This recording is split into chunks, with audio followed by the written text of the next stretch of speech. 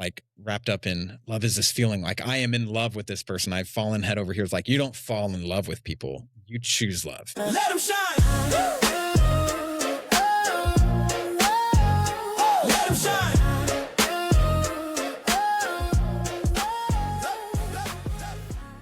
Okay. Let them shine podcast.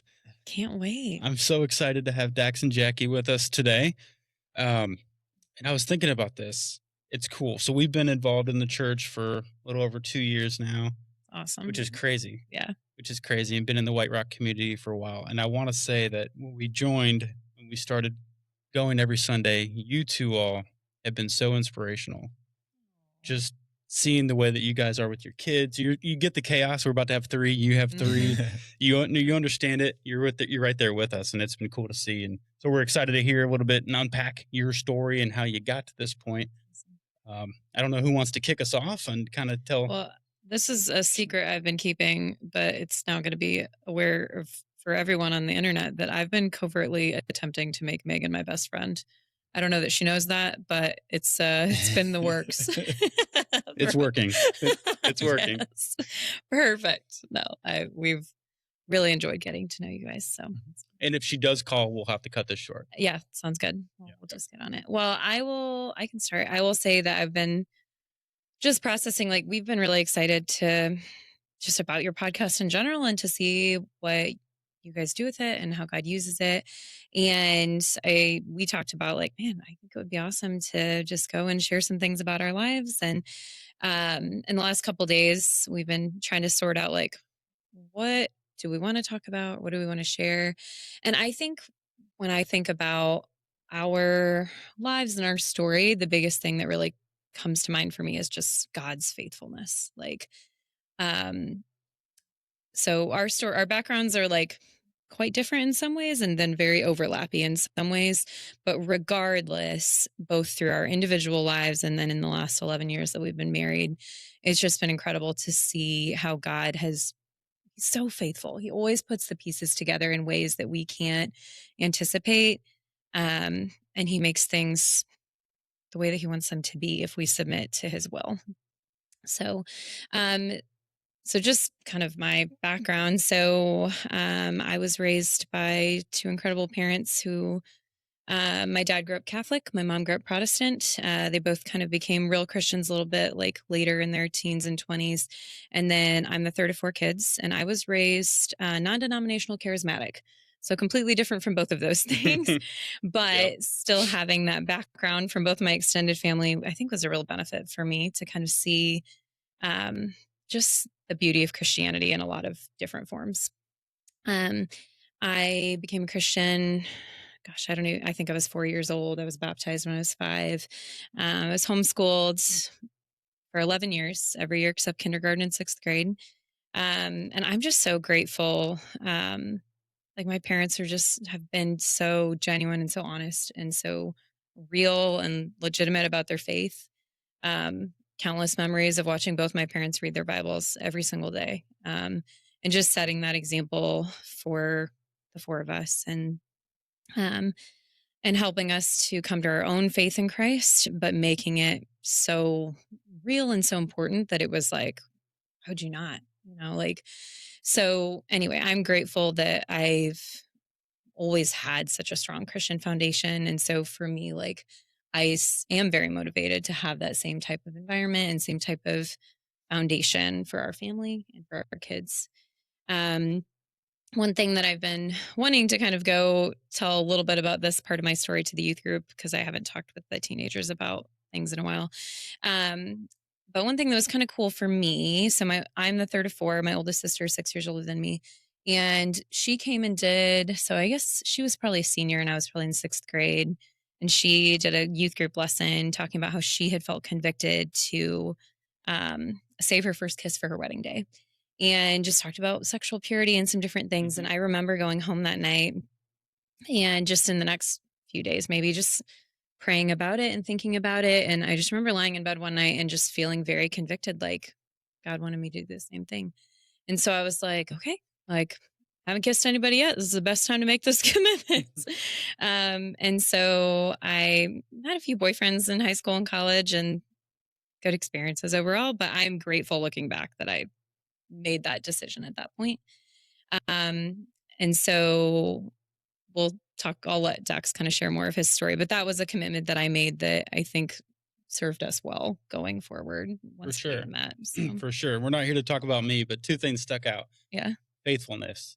Just it all falls into place, right? Like, and I'm experiencing that now. We've got a lot going on, losing jobs and getting into car accidents. And thank you, Jackie, for being there for Megan Yeah. during that. But I've never felt happier and more at peace throughout Awesome. that. So that's pretty cool. And then you mentioned just setting a good example for your kids. I think about that all the time.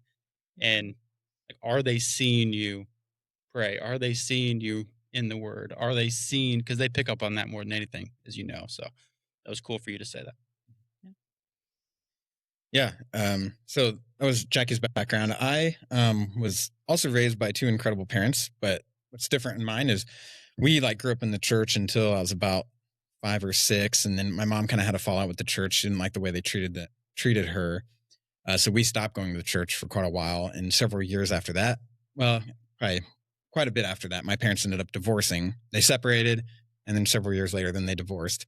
And so it's probably about when I was 12 when they divorced. And then so I would be with my dad on the weekends and be with my mom during the week. And so I mean, it's one of those things that it didn't feel like it affected me. But there's probably tons of ways that it affects you in ways you don't see and ways you don't know.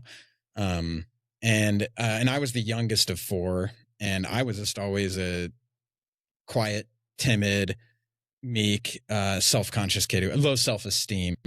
And that's who I was for a long time. And in high school, I kind of started, I'd use I think my self-esteem, I would just anything I could get for attention, I really appreciated, right? And I'd be looking in the wrong places a lot of the time. So yeah, I wasn't really churched. I knew of God because we went to church for a little bit in my life, and so I would have said that I believed in God, and I would have even said that I was a Christian, but I wasn't really. I wasn't living my life for God. I was still just doing what I wanted to do. I just believed in God. And that's what my life was for a long time. We did kind of start going back to church shortly after my parents' divorce, because I think my mom was like, no, I want to go back to church. It's important. So we would go. But again, I was just like a Sunday goer who would go, and that was a cool sermon. I was not involved with youth group. So, I mean, that's just kind of where I was spiritually. And so in high school, as it is for a lot of teenage boys, like I started noticing girls and started pursuing girls that were not good for me, and got dumped or my heart broken by a lot of girls. And that just kind of made me, more mad and plunged me further into low self-esteem and making bad choices that were not good. And eventually, and I talked about this, I think, in the last sermon I preached, but eventually I met this girl who I went to prom with. Like all my friends like talked me into asking this girl out to prom, and I was like, there's no way she's going to say yes. And then she did. But she was just like the most beautiful girl I'd ever seen. And I was just so enamored with this girl. And so I went to prom with her, and then this was, I think, younger kids aren't going to understand this, but this was in the AIM generation, right? Like that, AIM, this is even, pre-Facebook, or at least before Facebook was really popular. Yes. And yeah, just using, and maybe MySpace a little bit, or like Zanga and those. But yeah, I remember being on AIM and like started talking to this girl who I went to prom with. Because even texting, it like costs X amount of cents every text. Sure and so did. would get in trouble if I texted too much. So like, yeah, AIM. But so we started like talking a lot on the computer after that. And it was during the summer, and I was in all these extracurriculars, and so was she. But we just kind of started eventually, telling we liked each other. And I was like, oh my gosh, this girl likes me, who I never thought would like me. And we just started talking a lot. And then, and at the time, it kind of became a controlling relationship that I didn't realize. Like, she then kind of started being like, wait, you like, she started getting me to like confess things about myself. And I was just doing anything to prove to her that I was worthy of her. Right. Cause I thought she was too good for me. And so and that kind of became manipulative. At the time, I definitely didn't know that. I didn't understand that. And so eventually it just kind of, she would use my confessions, things from my past, to hoard over me, to kind of almost keep me at distance and keep me always trying to like give her attention and almost get her back and prove that I was worthy of her. And so anyway, it just became this relationship. And eventually we started talking on the phone and texting, more and more. And even when that school year picked up, it was still just like, when I was around her, like the first time at school, I went up to her to talk to her about like, look, no, let me prove to you, like trying to like, I'm going to talk to you about our last conversation. And she just pretended like she didn't know me. She was like, what are you talking about? And I was like, oh man, this girl is embarrassed by me. Like, it broke my heart. She's embarrassed by me. And that's why she doesn't really want to be with me. But then she changed her tune when we'd talk on the phone. And she, like every time she'd crush me and then like win me back over and get my hopes all up. Then that was just the next year and a half of my life of just being in this emotionally manipulative relationship, where I was just trying to always win her back. And so eventually I graduated high school, and it was a toxic relationship. This was in the early years of like sexting, when that was a thing. I mean, before phones even had good cameras, so it was like a whole different thing. But and it was just, I was just deep in all of this, and basically, and this is honestly, this is a whole other podcast that's probably like an hour long. So I'm going to we can do that. all. We can do that too. Yeah, that can be some other time. But basically, after a year and a half, through a very long story, I eventually came to the realization that I was being catfished. And it was not this girl who I had gone to prom with that I'd been talking to this whole time on the phone and on AIM and all this time. But it was actually that girl's mom who had been talking to me. Like crazy. No. Yeah. And so, and this is the thing is, this is before the word catfish was, even in the zeitgeist. That was not a thing at that time. I mean, that concept was a thing, but it didn't happen enough that we had a coined term for it, right? That movie Catfish, right, I think, came out after all this kind of happened. And saw that coming, but not that coming. You know what I mean? Yeah, right. Which is why I think it was one of those things I didn't see coming, because she was the mom, so she knew tons of things about the girl, and she knew what was going on in school, which is why like that, because the concept of like, oh, I could be talking to some random dude on the internet, definitely, like, but that never occurred because she knew everything that was going on and everything about the daughter. And so, but anyway, so that was a huge traumatic experience for me when I realized that, and because I was just like, what is even real? Like, I mean, I had a complete breakdown, and I mean, and even in that relationship, because of how manipulative it was, I had become suicidal. Like, I was just had low self-worth. I had, I had attempted cutting myself and all these things. And, so my mom was like worried about, she almost took me into like, what do they call it? Like in the hospital where they even do like the, Jack, you can probably have the like psych checks, like when there are people who are, they're worried about people killing themselves and they take them into the hospital suicide watch and stuff like that. And so, it was just, I was in a really, really bad place. And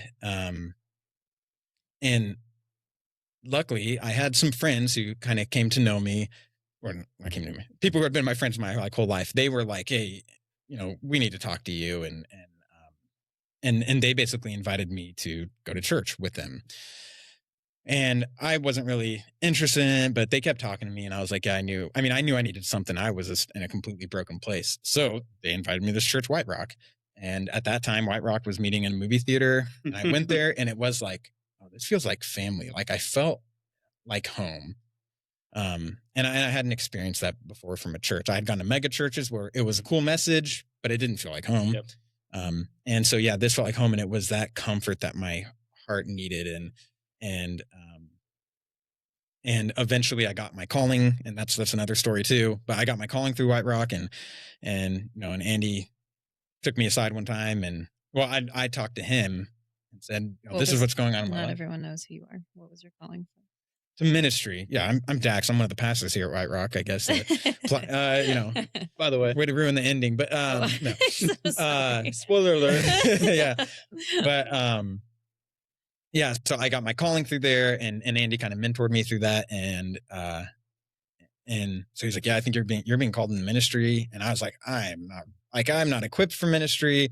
I don't really know anything Mhm. about the Bible. I have this broken past that like it was just not a thing I believed at all, and Andy and he just kept encouraging me like, here's the thing, if God called you, then you're equipped. Like he's going to equip you. It's not about what you can do, it's about what he can do. And it was just at that point in my life I was like, look, I clearly going my own path didn't get me anywhere.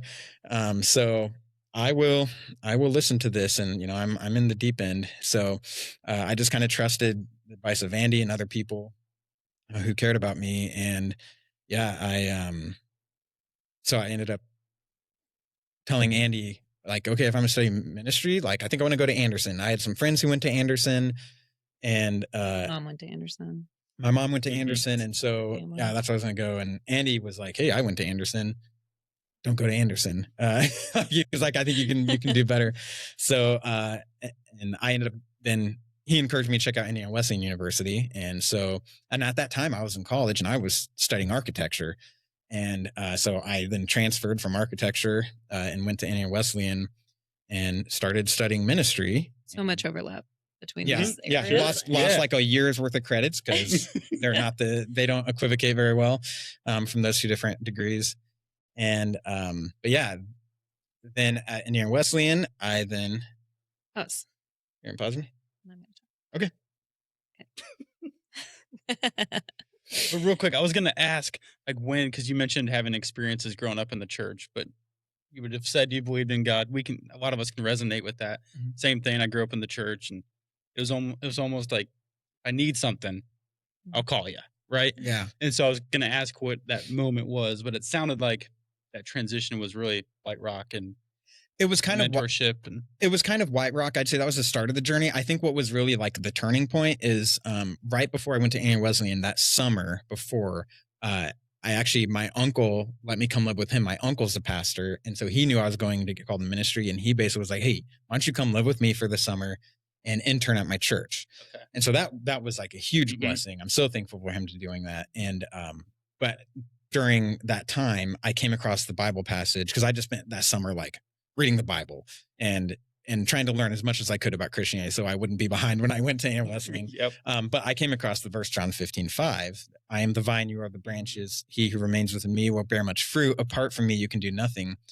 And that was like where it just clicked, where I was like, oh, wait, being a Christian is being connected to God and Mhm. living his life, trying to live my life my way. I'm not going to do anything because I've been trying to live my life and look where it got me. Like, and so that Not was the working. Yeah. huge, that was the huge changing point for me. Awesome. Awesome. So I just think our stories make more sense to keep kind of going Sure. back and forth. So I was trying to decide what I wanted to do with my life, and I felt very much called to mission work all through like elementary, middle school, high school, even. I actually got to go to Russia with my mom and my pastor when I was 14, which was a crazy experience. I had never been on a plane, never been on a mission trip, never been out of the country. Went for 2 weeks. It was amazing. Um, and so my parents were very supportive of that. My mom's a teacher, my dad's an accountant. They were both like, we support you, but also like my mom, in her true wisdom, I think, was like, I feel like you also need a career that can partner with ministry, that can be some more like concrete skills. What can you do alongside of mission work that can maybe even get you into a closed country if you want to do that? Like, what can you bring to the table in a different way? Um, and so I've always loved like science, like how do our bodies work? Like so fascinating to me for my whole memory of childhood and everything.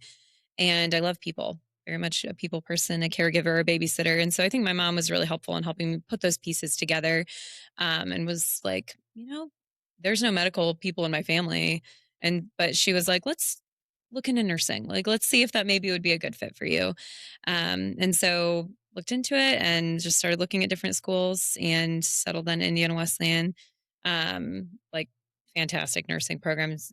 When we were this may not be the case anymore, but it had been their largest major on campus. So, Mhm. like really high success rate for passing boards. And when I was on campus, I was like, yeah, like this isn't too far from home. I grew up in Anderson, um, which I didn't mind going far from home, but it was kind of nice. It was 45 minutes.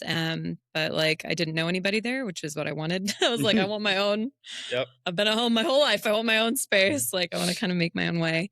Um, and then, so yeah, so like I got into nursing, but at Indiana Wesleyan, their second highest population of majors is ministry. So, so yeah, it's funny because there's kind of an on-campus joke that all the pastors, you just walk yourself over to the other building and get yourself a nurse so that you can have somebody to provide for you as a pastor. There you go. So, so yeah, so I was in school there. We both graduated from high school in 2009, so we're the same class. But then because of his like transitioning, so he started when I was a junior, but then kind of was like had to graduate a year later than me. Um, so basically, funny story, I knew who he was for give or take a whole school year. That dorm I lived in my junior year was full of transfers. Oh, best unit I ever lived on. It was so much fun that year. But we had a lot of girls who had transferred in. And so he actually dated the girl across the hall from me. And I have a clear memory of sitting at my desk and looking straight across the hall one evening when the doors were open and everything, and seeing him sitting in there with Amy watching a movie and just being like, "Oh, okay, like my friends talked about Dax all the time. Obviously, very unique name. Never knew anybody else named Dax. But it's funny looking back because I didn't. I mean, we never talked. We just had mutual friends. Mhm. The two things that I thought about Dax that from that year was number one, he had really bad resting face. So I thought he was like real serious guy. Like I did not know like anything about him, but he just was Super serious. very serious was my impression of Dax.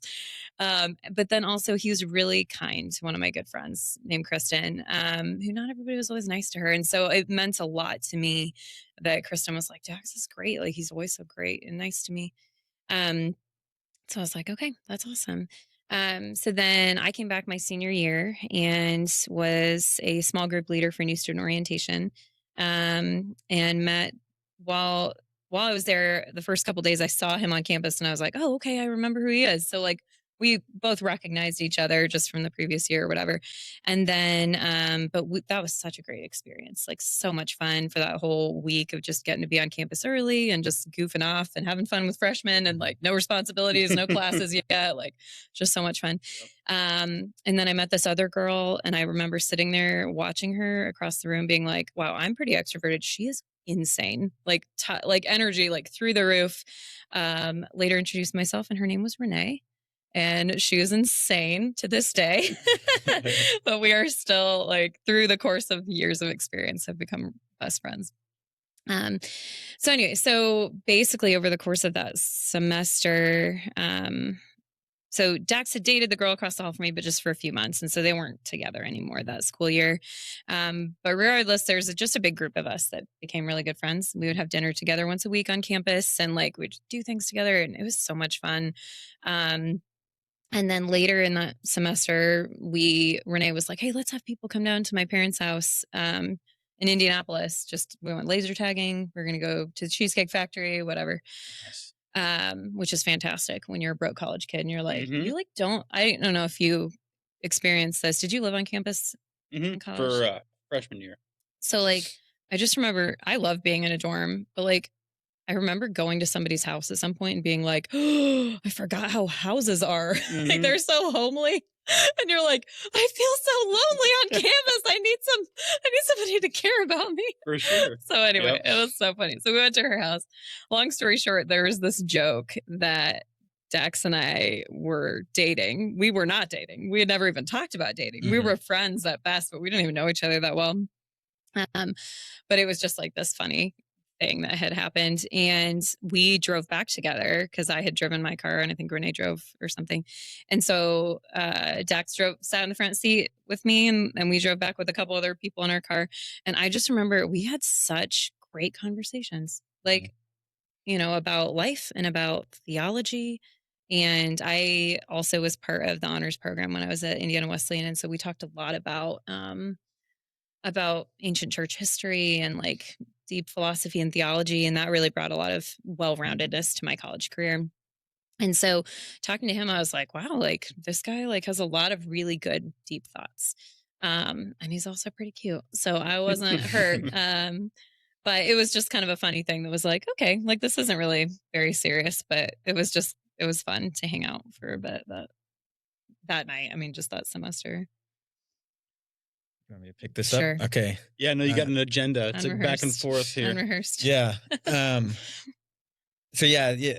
And I think part of she was saying the running joke of like that we're a couple because of the other people in the group, most of them were couples or at least like attempting to be couples or whatever. So I think we were kind of the odd ones out. Like I was literally just sitting next to him on the couch and I was like, hey, I'm single. Like that was it. Like that was the joke. Like it wasn't real. Like there was nothing serious, substantial about it. But and so what she had alluded to is, I dated a girl for like just a couple months in college as well. And I had gotten into this relationship because that girl, she seemed like, oh, she's a really good Christian. And I've spent so much time with the wrong girls. This is the right girl. So I like dated this girl thinking that kind of make me better. But the thing is, after dating her for like 2 months, I was like, I don't really like this girl though. Like, I don't think I should be with someone just because I think they make me a better person or whatever, because I'm not really interested in them. And I was at first. I'm not saying I'm doing it like, I'm not trying to put them down, but I think just after a month of it though, it was kind of like an infatuation kind of wore off and I realized I don't think I'm with this person for the right reasons. So it wasn't fair to her either, obviously. Yeah, it wasn't. And that wasn't my intention, I guess, and at the beginning, but that's, I think, what I realized afterwards, kind of what was happening. But anyway, all that to say is, so then I was like, okay, I just need to not be dating anybody. Like this whole ministry thing, like learning ministry, college, all of this is new to me. Like I just need to focus on that. And that's kind of almost a cliche to say, like, I just need to focus on myself. But it was more just like, I just want to do only what God wants me to do. And I'm not going to let relationships get in the way of that. So then I was like, I'm not focusing on relationships. I'm just focusing on God and school. And so that's then what happened. And then, then we get to where we start hanging out in groups. And I remember we had one night where we were like all playing board games and Jackie was just cracking me up. And I was like, oh, she's fun to be with. And I remember thinking like, I think I like this girl, but I was like, no, I need to not. I just said how I'm not. Well, that wasn't just, but I was like, not that long ago, I said, I'm not going to let relationships like, get in the way. So I then spent that night praying like, you know what, God, I don't want to jump in a relationship because I don't trust myself.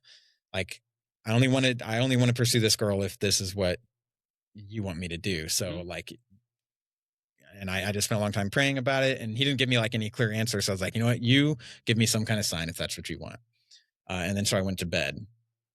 So meanwhile, my friends know that this joke exists. Like I think we went there in like November and then it was like we went on Thanksgiving break and this was the beginning of December or something like that.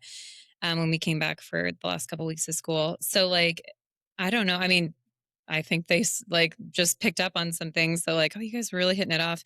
And so my friends went to lunch with me the following afternoon, like after church, and they were like, so when are you guys going to go out? And I was like, what are you talking about? And they're like, oh no, you're definitely going to go out with him. And I was like, oh my gosh. And my good friend Leslie was like, I'm going to text him right now. And I was like, stop it. What are you doing? And she pulled out her phone and she texted him. Did it. When are you going to ask Jackie on a date? And this was like after he had been praying all night. Lord, give me a sign. There you go. Yeah, I don't think she sent. I will say, I don't think she sent me a text message. I think they sent me a Facebook message. Oh, I'm sorry. Because I didn't see it. I didn't see it until that morning. Okay. Afterwards, and it was like, yeah, when are you going to start dating my best friend? And I was like, oh. And I was like, well, that's interesting because I did just pray that. So then Here we go. So then I asked her out, and then we started. Yeah, we went on a date. Like was it that same week, and then. So we started. And then we had finals, and then we all left campus. Yep. We were like, great timing. Now what? Now what? Christmas. Crazy. Mm-hmm. I love how you met stories, but that's super cool. And especially, there's so many stories about, I was praying about this, and I just said, hey, I need you to show me this. Yeah. And it happens. Mm-hmm. It's powerful. Yeah. Super powerful. And it kind of shows itself in different ways. Yeah. So we started talking and dating for a while. And I'm trying to think of exactly when it. So I think it was February or March. So basically like about 3 months in, things been going well. Dax was no, sorry. I'm thinking of a different thing. Back up on that. So like over Christmas break, he's like, yeah, we've been dating for like 5 minutes. You want to come meet my family? Sure, why not? Like why not? Like, Let's do it. otherwise we're not going to see each other for another month and a half. Like we're just, so he lives in Cicero, I live in Anderson. It's not that far. So I show up and meet like his entire family. And then like a week later he came and met my whole family. Like, it was great. No problem. But I think it was like probably about a month after we'd been dating, you came up to see me and we walked around January, walked around the neighborhood in the dead of winter because we wanted to do that. And so at that point, I felt like at that point, he was very much not a PDA person. So I was like, do you want to hold my hand? He was like, no. I was like, okay, for weeks, like, all right, I guess we're dating. But at that point I was like, hey, I need to tell you about this important thing to me, because it wouldn't be fair to any person that I'm in a relationship with if I wasn't honest with you about, these are my personal convictions about my faith, which I knew we were on the same page about, but also like, like God convicted me when I was 12 years old that I'm not going to kiss anyone until I get married. I watched my sister and brother-in-law walk that path and everyone giving them a really hard time about it. Just like, you guys won't make it and all this stuff. And my brother-in-law was like, took that challenge and was like, absolutely, we're going to make it. And so when I was 17, I watched them do that and they made it and it was phenomenal. And so I was like, this is a proven thing in my life. Like, this isn't just like a random thing I saw on a movie or watched, or like read in a book. Like, this is something I have seen the evidence of and the benefits of, that my sister and brother-in-law have a really strong marriage. So like, this is important to me. And I just wanted to make sure we're on the same page. And Dax said, interesting. Yeah, what was your reaction? I was like, yeah, interesting. We kept walking and talking about some other things. But I remember that I have like very vivid memory of that drive home that night, and just praying and kind of just talking to God and being like, hey, I don't know how I feel about this. Like, there's nothing wrong with that. That's your conviction. I think that's a cool thing. I also like expressing, my feelings. Kissing is great. Like, and just kind of being like, is that a deal breaker for me? I do really like this girl, but that seems weird. And like, just kind of, I think I wrestled with that, like the whole, 40-minute drive back. But I remember pretty much as I was pulling into my driveway, of God just kind of like made it clear to me, like, Dax, you've struggled with, physical intimacy, going beyond the boundaries that I have set for you, and making mistakes and not being able to control yourself. Like, and you've prayed for help from me. I have put someone in your life who has a very clear boundary that makes that much easier. And you're questioning if that's the right person for you. And I was like, yeah, that makes sense. Like, yeah, got it. So, and then I was just like, and it wasn't even just a matter of like, okay, I'll listen to you. But it was like, that gave me such a sense of peace. And I was like, yeah, I'm okay with that. And I was okay with it after that from then on. Because it was going to be a deal breaker. You know what I mean? Like, if that wasn't gonna, if he was like, I can't do that, I'd be like, okay, well, it's been nice hanging out. Yeah. Like, yeah. And because it could have been something like, I think, if that's like a conviction that parents try to force on both of their kids, it wasn't like the whole time we were dating and engaged, it wasn't like, oh my gosh, I can't wait. Like, we just got to get past this and try. Like, it wasn't a grind. Sure, there was times where we both wanted to kiss each other for sure, but it never felt like a grind. And so that was really cool. And I think I needed that. We dated for, let's see, how long did we date before we dated? 8 months? 10? How long did we date? 9 months before we got engaged. No. How long did we date before we got engaged? I didn't let you. It was 9 months before either of us said I love you. 9 months before we said I love you. Also super long. And that was his conviction, really. Yeah. Because he was like, I'm not going to say I love you to you until I truly mean it. And which that feels like an obvious thing, right? Like, it feels like everyone should be that way. Makes sense, right? But at the same time, it was like, okay. And like I said, he wouldn't even hold my hand for the first 2 months that we were dating practically. So I was like, we're in for the long haul here. Yeah. It's okay. No holding hands, no kissing. Right. We're not even going to talk to each other, basically. and part of that for me was that, I had made so many mistakes. Like, and when we had that first walk and her talking about how she's not going to kiss anybody until she's married, I was like, I'm not even a virgin. Like I've messed up and that whole traumatizing experience, which I didn't tell her on that walk. I didn't tell her about that. I did later on when we were dating, but and that year and a half of convincing myself I was in love and then being like, wait, it wasn't even the person I thought it was. And I remember being like, how can I think I'm in love with someone and it's not even the right person? Like, was I in love with the person who I thought it was? Was I in love with that person? Do I know what love is? Like, I had this whole thing of, I don't even know what love is. And so I think that's why I was so hesitant on like, I don't want to just say I love you. Like, cause I know that I can trick myself. And right. I mean, the Bible tells us like our heart deceives us. And so I wanted to make sure, like, I don't want to say I love you unless like, until I truly know what it means to love someone. And so that's what that long wait was. Right, which was totally worth it. But what I was going to say when you were asking me about timing before, so 3 months in, I think it was like February or March into our relationship, he hit a wall and panicked. And I remember sitting in my the dorm that I lived in, and like literally feeling like I was talking him off the ledge and being like, pause, what's happening? And then being like, I haven't been in a successful relationship longer than this period of time. Like, if I go any further, I might implode. And I was like, what is happening? And I was like, okay, let's start over. Like, I'm not like, do you like me? Like, are we having a relationship here? Like, I thought things were going well. Like, I don't know what's happening.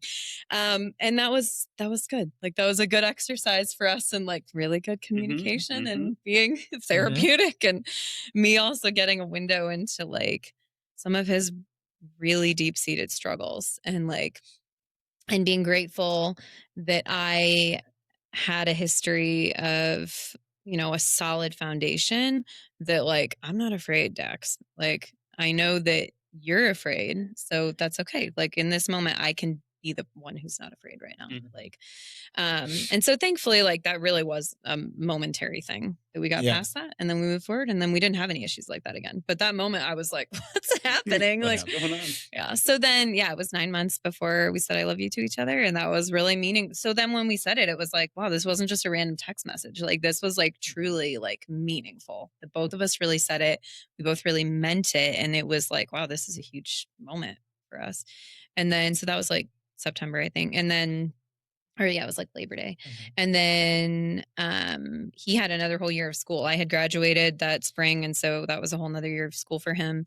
I was doing full-time nursing and full-time ministry school. I don't recommend it. I would regularly go like 96 hours on 4 hours of sleep. It was horrible. Until you've fallen asleep standing up, don't talk to me about sleep deprivation because I have done that multiple times. Wow. Yeah, that was a rough time period. Crazy. I'm really grateful for that God called me to that in that season, but I would never recommend it to anyone. But anyway, so that was just like I was starting off in my nursing career and trying to figure some things out. And he was finishing school. And then at the end of that school year, I had the opportunity, because that was the same church I grew up in, to go to Russia again with the same pastor. And so there's a big group of us, and we got to go to a different area of Russia as kind of the end of our ministry school year. And so we were gone for 2 weeks for that. So while we were gone, he took some friends and picked out a ring. I picked out a ring. And then while you're still gone, I also met with your parents and asked for their blessing. And then and then I proposed. I mean, we don't need to go into the whole proposal story because that's a whole nother thing. But I mean, I proposed and we then were engaged for 10 months and then we got married, and it was an awesome wedding, and it's been an awesome 11 years of marriage. And we made it. We didn't kiss until our wedding day. Yeah, and I was going to say, you can't skip over I know. the best part, because I think we can all learn from that, especially if there's teens watching. Like, not a lot of people take that approach, and you can tell by your backstory how it led to your decisions. But how special was that? By waiting? Monumental. I mean, and let me be honest, it's not as if we did not touch each other the entire time we were together. Like there was a lot of temptation, and there was a lot of struggles that we had to be like, nope, hold on. Like we're trying to set this boundary, and we're trying to be obedient to keep it there. But it was, I mean, and I had friends that would give me a hard time. Like, have you seen those videos of people? You don't even know how to kiss. Yeah. You're not even gonna know what to do on your wedding day. It's gonna be so embarrassing. And I was like, you guys are the worst. Like, Thank you for really helping encourage me in thank my you. convictions. But I was like, okay. But yes, I mean, I felt like it was, I mean, it was like fireworks. Like it was explosive. Like what is happening? Like having never had this experience before. Like it was completely worth all of that, all of those times for me to say, no, I'm waiting. Yeah, and I think it's worth explaining, and you'll be one who will say this too, but like, I mean, that conviction of not kissing till you're married, like, it's not that that's a requirement for Christianity. No, Like, we're not no. going to tell people like, oh yeah, you need to wait till you're married to be like, not at all. And I don't think my other two siblings had that conviction. So it wasn't even, like I said, it wasn't even something my parents were Pushing, like, this is yeah. our family rule. Like that wasn't a thing. Like that was just a conviction that I had. Yeah. And so, yeah. So, you're talking about like telling teens, like I would tell teens like, hey, we're not saying you have to do this. Otherwise you're a bad Christian. But it was just kind of one of those things that was a personal conviction that she had and how well that worked with where I was and what I needed. And so I think that that's a cool thing of how that goes together. But I also, what I would say as encouragement to teens is like, I will say the waiting, whatever line that you make as like what you're not going to cross as a Christian, and the Bible is pretty clear about where those lines are.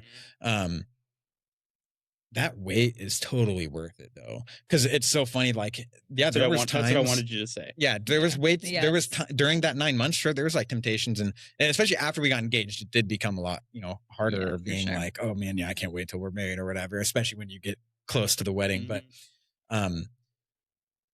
what seemed like a long time, maybe that last month felt like forever. But then now you look back on it and it was like, who cares? That time's gone and passed. Like it was nothing. And like, and you have your whole marriage to do all those things that you want to do and all those ways you want to express your intimate love for one another. And so that's what I would say to teens is like, it's worth it to wait.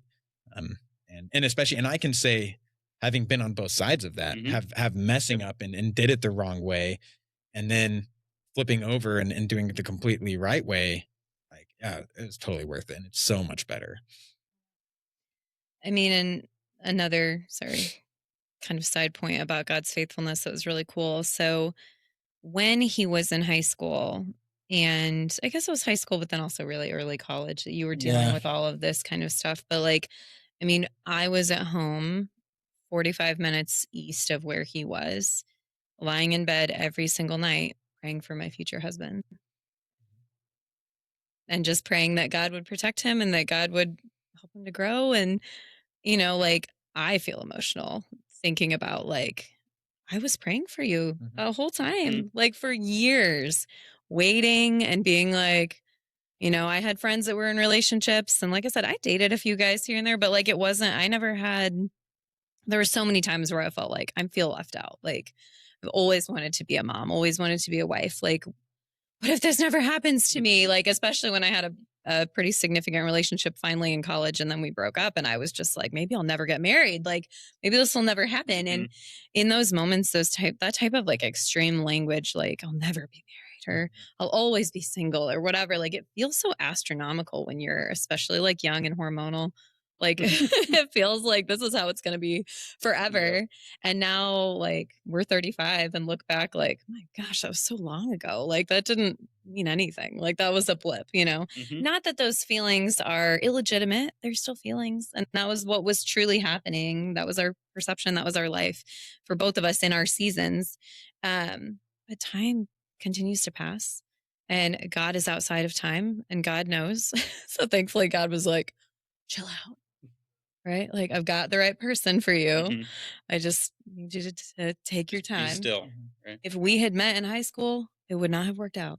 You know what I mean? Like we were not ready for each other at that season of life. Like God knew the right point of time for us to be on the same page and actually be ready to be together. So that's awesome. Two different stories, but similar. Yeah, super cool how it all worked out.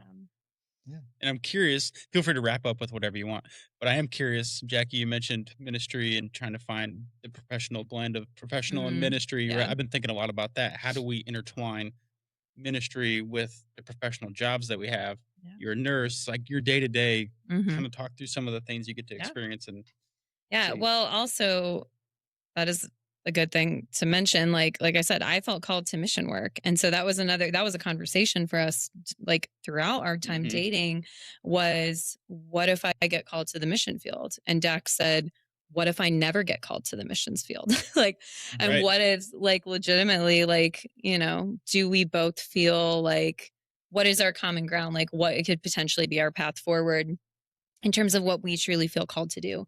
And so, like, I felt called.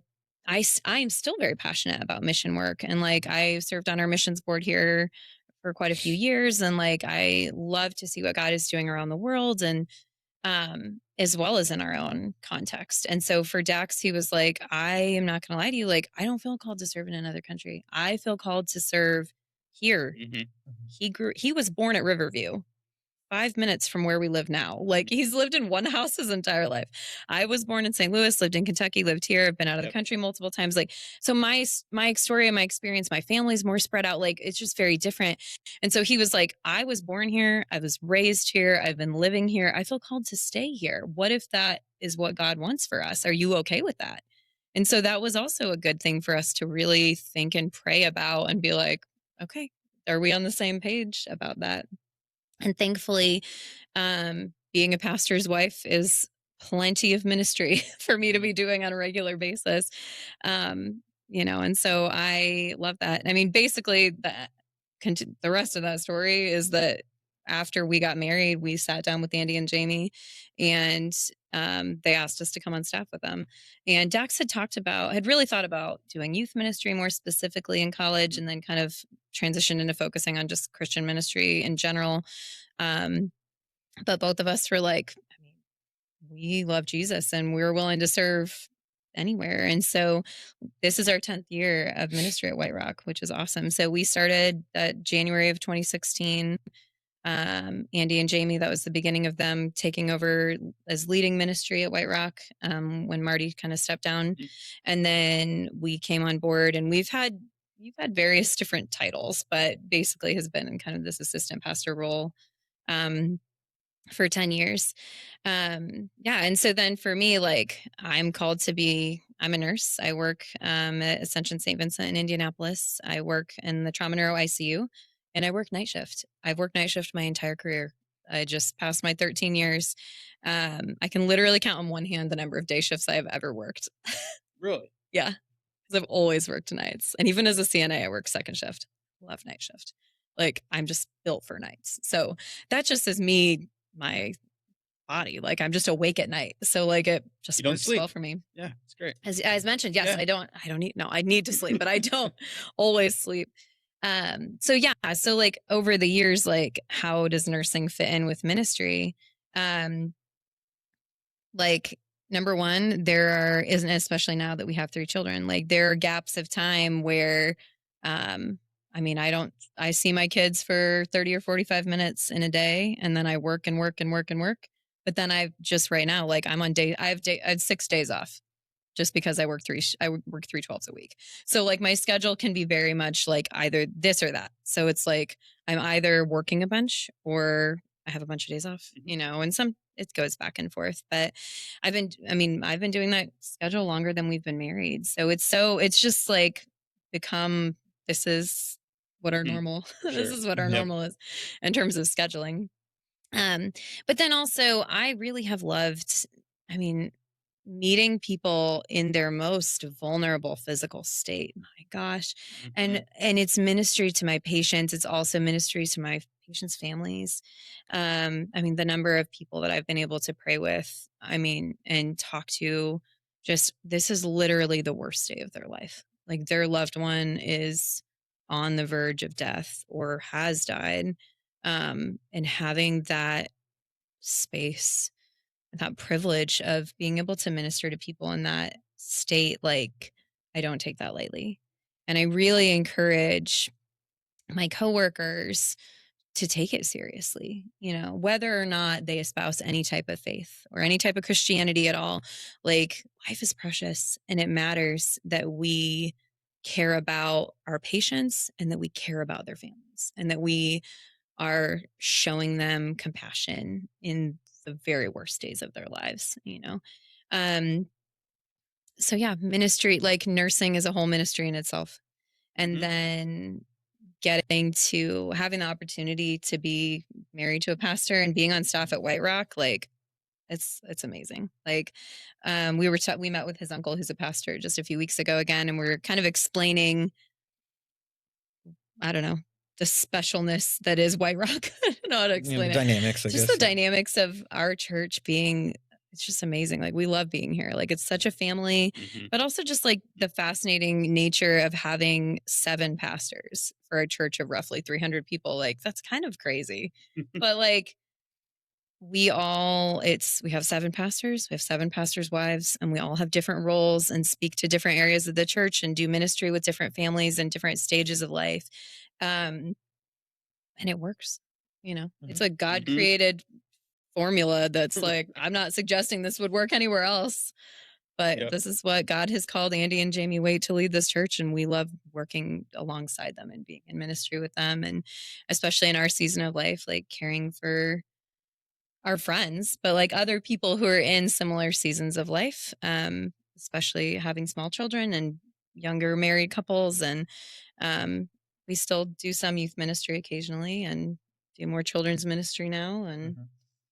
I don't know, lots of different things. Yeah. Yeah. And I mean, this is kind of going back a little bit, but I mean, kind of part of your question is like how Jackie does like ministry and nursing, how those go together. You know, she talked about before how there's that period of time where she was doing her full time nursing job and going to ministry school. What Mhm. she kind of Mhm. glazed over is like the reason she did that is she was like, well, I'm going to be married to a pastor. And I know that that's a calling in itself. And so she wanted to be well equipped for that.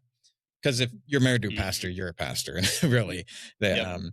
and there's no such thing as part time ministry either. So, so she went to ministry school so she felt like she could be equipped for that. Um, and I think that that's a huge thing, and like that meant a lot to me too when we were getting married. Like she's really like she's all in on this, you know, and I think that helped during our engagement process and even because that was before we were married. Mhm. Um, and so that's almost even maybe like a piece of advice that I'd give to people is like, um, even if you're not in ministry, but like take almost ownership of like what your spouse does too. Because I think I over the last several years, I've kind of thought about that with Jackie of like, you know, Jackie knew she was gonna be married to a pastor, so she kind of took the mantle of like learning some things. Now Jackie's a nurse. I'm not gonna go to nursing school because that's a whole nother thing. And that takes away from the calling that I'm on. But I mean, I've thought about like, you know, Jackie, especially sometimes when she's coming home from work, she'll want to talk on the phone. And sometimes it's to stay awake, help her stay awake and talk about her job. But I mean, if you're married to someone in in the medical field, like there's just so many codes and slang and stuff that it's like, yeah, I was with it. And I'm like, I don't, yeah, I was with the G17 and they did like whatever. And you're like, what's happening? Like, okay. So, so, and so I've kind of like tried to take up just learning a lot more medical things and like even like I listen to podcasts now where from like doctors who talk about medical things or whatever and no way am I capable of doing medical stuff like the way she's capable of doing ministry, but like it's made me appreciate more of like the stuff that she does at work Mhm. because I'm like, oh, like, you know, if she says they had a GCS of 8, like I know what that means. And I don't have to be like, wait, what are you saying? Like, what, you know, and she doesn't have to dumb So things down proud of you. because some of the times she just wants to like, I think she just wants to almost just unload and she doesn't want to have to take the time to be like, okay, well, that's this. And so, you know, and it's so much easier when she's like, this happened. I'm like, oh man, that's crazy. You know, like, but the main point is just that like, take ownership of what your spouse does because like they're part of your life and that's done great for our marriage. Well said. Love it. Yeah. That's my line. Love that. Oh my I love gosh, you're right. Any parting words? Mm. Like I said, God is faithful. Um, I'm so yeah, I wanted to come share our story just because I think it's awesome to see like the cool pieces that God Mhm. has put together um and I don't know what's ahead, you know. It's cool to see what God has already done. I mean, and there's a big we could come back another time Mhm. potentially and have a whole nother conversation about grief. That has been like a really important part of our story. Sure. Um I mean, through miscarriages and losing loved ones. And, um, but it's been cool to see how we've, like, all of the life experiences that we've had of before we ever knew each other, all the way through going through ministry school and being engaged, being married. But then, even just in the past 11 years of being married and walking through just being adults and figuring out Mhm. how to be adults, like, Mhm. and how to have children, and now how to be parents, and how do Mhm. we function. Like, I mean, one quick thing, like, I'm our primary income. So, like, I work full time, like 36 plus hours a week. Guess who takes care of the kids most of the time? Guess who does most of our laundry?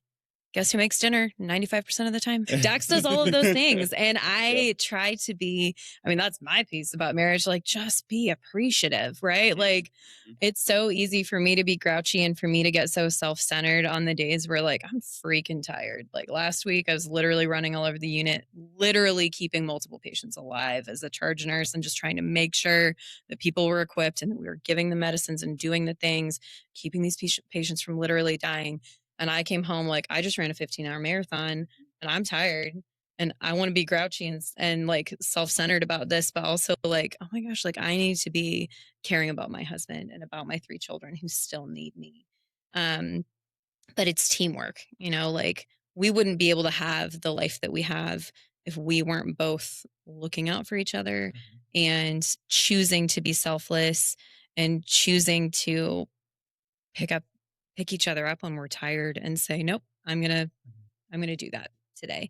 Like, we don't have a whole lot of like very clear division of labor, and a lot of like traditional gender roles are kind of flip-flopped in our marriage, but like, that's fine. Like, I can also make dinner. I don't typically, but I can, like, I Mhm. can do dishes. And so on days like this week when I'm not working, like, I try to do those things because it's important for our marriage and for our life. And we're both very appreciative of each other and knowing, like, we're surviving. We're surviving Yep. having 3 Yeah. That's it. children under the age of 7, Survive like, the chaos. yeah. Yeah. And if I were to wrap this all up too, I think what she was saying about, like, I choose to do this, like, I- when I had that whole traumatizing experience, I talked about how I was like, I don't even know what love is or whatever.